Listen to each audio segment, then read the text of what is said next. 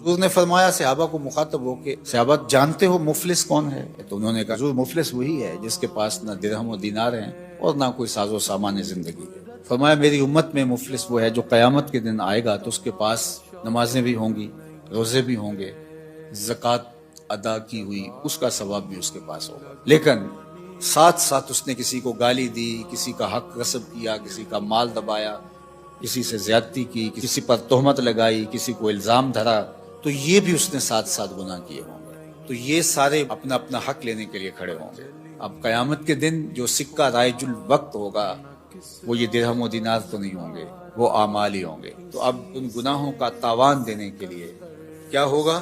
کچھ نیکیاں اس کو دے گا، کچھ نیکیاں اس کو دے گا۔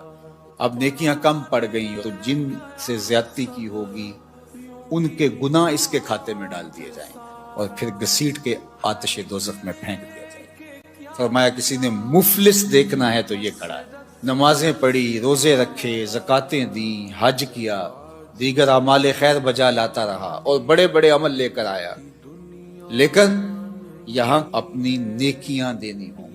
اگر کسی نے ایک درہم کا چھٹا حصہ کسی کا دبا لیا، غصب کر لیا، قرض لیا نہیں دیا، جبرن چھین لیا، دھوکہ کیا، فراڈ کیا، 2 نمبر مال کے ذریعے سے درہم کا چھٹا حصہ ہتھیا لیا، 700 نمازیں جو جماعت کے ساتھ پڑھی ہیں دینی پڑے گی۔ اور جو سویر سے لے کر شام تک دونوں ہاتھوں سے اللہ کی مخلوق کو لوٹ رہا ہے، ذرا دیکھے قیامت کے دن اس سے بڑا مفلس کون ہے؟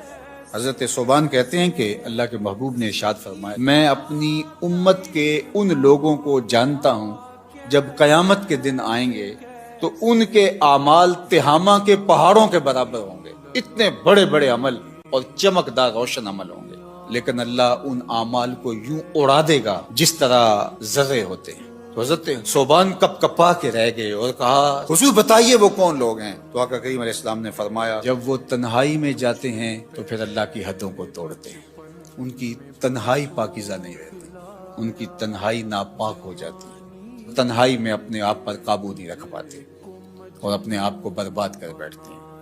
اللہ اکبر۔ آج کی تاریخ میں یہ موبائل کا جو فتنہ ہے، سوشل میڈیا کا فتنہ، اس حوالے سے اپنی تنہائیوں کی پاکیزگی کا سامان کریں۔ یہ ایک ایسا فتنہ اس دور میں ہماری نوجوان نسل کے ہاتھوں میں آ گیا ہے کہ جس نے ان کی تنہائیوں کو پاکیزہ نہیں رہنے دیا، بلکہ اقبال نے تو کہا کہ نوجوان تو نوجوان رہے، اس قوم کے بوڑھے بھی حیا کے جوہر سے خالی ہو گئے۔ تو پھر نوجوان کی کیا حالت؟